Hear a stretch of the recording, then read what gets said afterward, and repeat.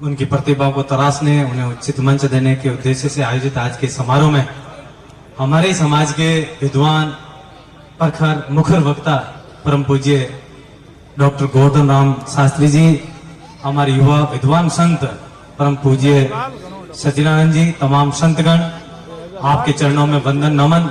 मंचासीन तमाम अतिथिगण, सम्मानित होने वाले तमाम भाई बहनों, पिताजी के समान बुजुर्गों, नौजवान साथियों, मीडिया के भाइयों और इस लाइव टेलीकास्ट के जरिए सुदूर हिंदुस्तान के विभिन्न शहरों और ढाणियों, कस्बों में रहने वाले तमाम सामाजिक बंधुओं का प्रणाम करता हूं, अभिवादन करता हूं। पांचवा विश्व समाज अपने प्रतिभाओं को यथाउचित सम्मान देने के पर्पज से आज इकट्ठा हुआ। बहुत सारे वक्ताओं ने अपनी बात को रखा। हम चाहेंगे कि भी प्रतिभाओं के सामने कहाँ संकट है, मिलजुल कर यहाँ डिस्कशन करते हैं और ये एक अच्छा सा प्लेटफॉर्म है। सबसे पहले मैं आयोजन कमेटी और संयोजक नरेश खिलेरी जी का इससे बहुत बहुत धन्यवाद ज्ञापित करता हूँ। सामाजिक बंधुओं में आपसे इतना ही निवेदन करता हूँ कि जीवन के अंदर भगवान जाम्बू जी ने हमें बहुत कुछ दिया है, जिसका विस्मय होने का हम सभी को अपने आप में बहुत ज्यादा गौरव है। मैं यहाँ इस मंच से तमाम सम्मानित होने वाले प्रतिभागियों से कहूंगा कि 3 चीजों में अपनी गहरी आस्था रखें। वो 3 चीजें हैं, एक हमारा देवालय जिसे हम मंदिर कहते हैं, दूसरा हमारा विद्यालय जो मंदिर नहीं लेकिन मंदिर से बिल्कुल ही कम नहीं होता, और तीसरा होता है वो पुस्तकालय। अगर आपने तीनों में अपनी गहरी आस्था और श्रद्धा रखी तो मैं समझता हूँ कि यहाँ सम्मान लेने वालों की जो कतार और संख्या है, यहाँ बैठे कई लोगों से कई गुना अधिक हो सकती है। हमारे जाम्बू जी भगवान ने हमें जो शिक्षाएं दी, हम किताबों में, उनके ग्रंथों में और हमारे गुरुजनों के श्रीमुख से सुनते हैं। पढ़ाई क्या है इसके बारे में पाठशाला जो जीवन की पीढ़ियों को ढालती, वहां से हम सुनते हैं।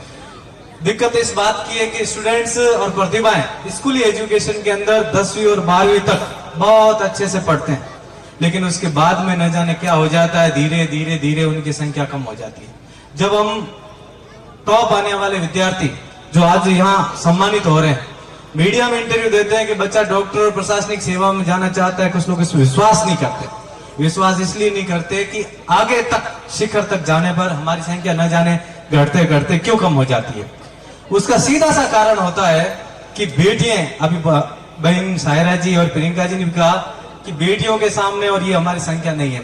ये ऐसा इसलिए है कि हम लोग यथाउचित उन्हें सम्मान नहीं देते और समाज में कुछ परंपराएं इस तरह की हो गई है कि जल्दी से बच्चियों की सगाई कर दी और उसके बाद में रिश्तेदारों का हमारे पर प्रेशर रहता है, विवाह हो जाते हैं और पारिवारिक स्थिति वो बच्चे बन जाते हैं और उसके बाद में पढ़ाई का उन्हें जो सुविधा मिलनी चाहिए, वक्त मिलना चाहिए, वो नहीं मिलता है।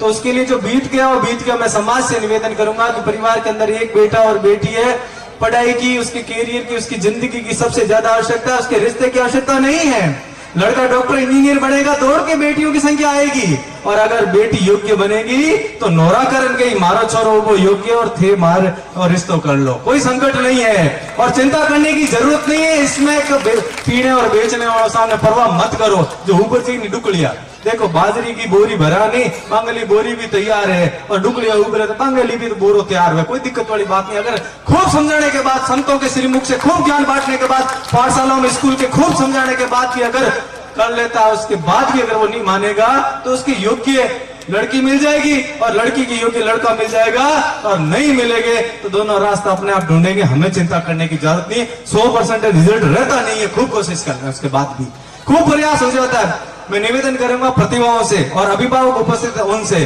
कि सरकार की भी बहुत सारी योजनाएं होती है। अभी सेंट्रल में जो यूनिवर्सिटी के बारे में कहा कि हमारे पास में पैसे नहीं है, पैसे नहीं है तो सरकार की फीसें भी तो नहीं है, लेकिन हम उनको अपने योग्य नहीं बना पाते। बहुत सारे टेस्ट परीक्षा देने नहीं जाते, और सबसे दिक्कत वाली बात ये होती है बहुत सारे, क्योंकि अधिकारी बनने वाले ये लोग हैं, पढ़े लिखे विद्यार्थी आप है, हम आपके बीच में कड़ी है। दशकों से 2 दशक से हम लोग पाठशालाओं का संचालन करते हैं और अनुभव को हमने देखा है। बहुत सारी प्रतिभा, खासतौर से बच्चियां सीनियर 90% पास करने वालों के STC करवा करके और एक 3rd ग्रेड टीचर तक, पद कोई छोटा नहीं होता लेकिन पद बहुत सारे हैं। वो किसके लिए, उस तक हम लोग उसे प्रेषित नहीं कर पाते और उस योग्यता को वहीं दबा दिया जाता है। इसलिए मैं प्रार्थना करता हूं, उसके लिए तपस्या की आवश्यकता है। और बेटी और बेटों से मैं निवेदन करना चाहूंगा कि अगर आप लोगों को आपके ही भरोसे, बच्ची को सहेली के भरोसे और छात्र को उसके मित्र के भरोसे किसी शहर में पढ़ने के लिए भेजा जाता है। मैं उदाहरण दूंगा कि 5 साल पहले जब हम कोटा गए थे और कोटा में हमारे एक मित्र अभिभावक का फोन आया था, हम 4 जने थे। उन्होंने कहा हमारी भी बच्ची वहां रहती, उसे ड्रेस दिया और वहां आप देख के आना उसकी कैसी तैयारी चल रही है। शाम के 6 बजे का वक्त था, हम मित्रों के साथ वहां एड्रेस पूछते पहुंचे बिना किसी इतला के। मैं सच कह रहा हूं, मानो कि मंदिर में हूं। 2 बेटियां पढ़ रही थी, शाम के 6 बजे का वक्त था। एक का मुंह इस दिशा में और एक का मुंह उस दिशा में। 6 बजे का वक्त खेलने का होता है, खेलना नहीं है तो पार्क में जाने का होता है, पार्क में नहीं है तो टाइम पास करने का होता है। लेकिन 6 बजे वो पढ़ रही है तो रात को 12 बजे भी पढ़ती होगी। और जो ही रिजल्ट आया था, मैं आपके सामने बात रखूं, दोनों बेटियां डॉक्टर बनी। ये होता तपस्या का रिजल्ट। हम लोग जब तपस्या ही नहीं करेंगे तो कौन खींच के लाएगा। विगत 3 दिनों से यहाँ पर जो समारोह चल रहा है और उसमें पिछले 2 दिनों से जो प्रतियोगिता का आयोजन हुआ, निर्णायकों की जिम्मेदारी भी हम लोगों के पास में थी।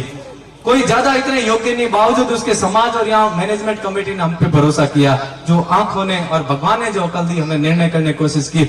लेकिन कल परिधान के आधार पर जो प्रतियोगिता का आयोजन किया गया, उसमें गहने पहन करके जो महिलाएं आई, मैं आपसे कहता हूं कि सच में हम लोगों ने कम नंबर दिए, क्योंकि हम हमारे श्रृंगार के लिए इस धरती पर नहीं है। जामो जी ने कहा इस प्रकृति और कुदरत के श्रृंगार का जिम्मा भी विष्णु बेटे और बेटी के पास में है।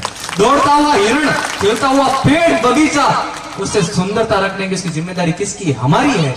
बदन की खुशबू और बदन का जो सौंदर्य है ना, उसकी जिम्मेदारी हमारी नहीं है। हमें योग्यता होगी, उसकी महक है, उसकी खुशबू है, योग्यता और प्रतिभा की, वो अपने आप बाहर आ जाएगी। आप जैसी प्रतिभा बैठी है तो आपकी योग्यता अपने आप बाहर आ गई। और मैं एक मंच के माध्यम से निवेदन करना चाहता हूं कि बहुत बार यहाँ वक्ताओं ने कहा कि हमारे समाज पे अंगुली उठाई जाती है। मैं साफ शब्दों में कहता हूं कि फूल को तोड़ सकते हो, फूल को कुचल सकते हो, फूल को तुम रौंद सकते हो, लेकिन ध्यान रखिएगा कि आप बसंत को आने से रोक नहीं सकते। आप बसंत को आने से रोक नहीं सकते।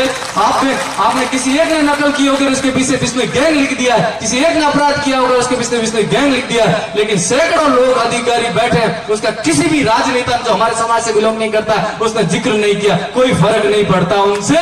मैं साफ शब्दों में कहता हूं कि ये बसंत है विष्णु समाज का, और इन्हें खिलने से, इन्हें पनपने से आप रोक नहीं सकते।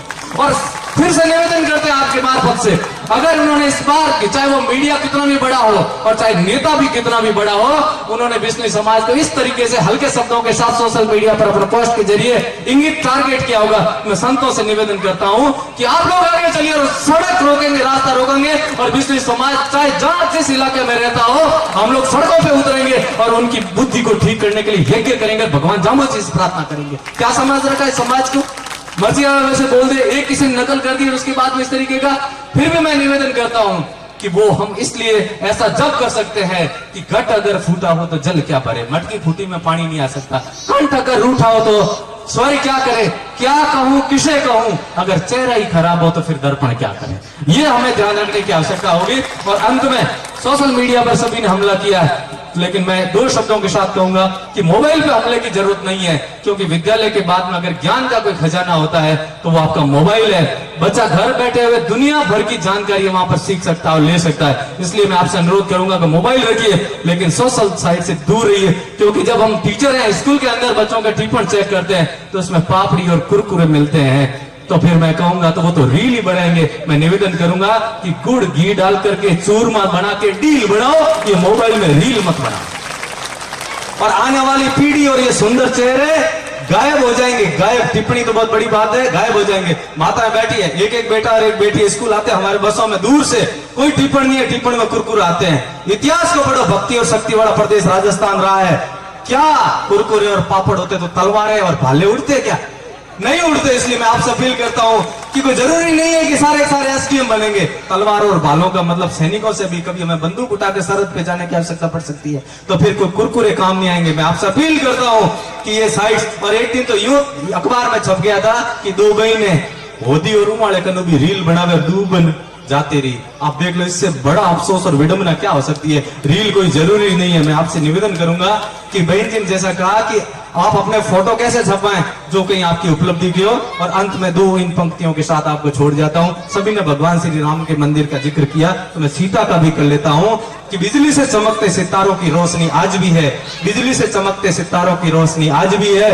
बजते धुनों में थिरकते गानों में थिरकते कदमों का दौर आज भी है। चली थी सीता मैया रामचंद्र जी के साथ, उस नारी के संस्कारों की महक आज भी है। धन्यवाद, जय हिंद।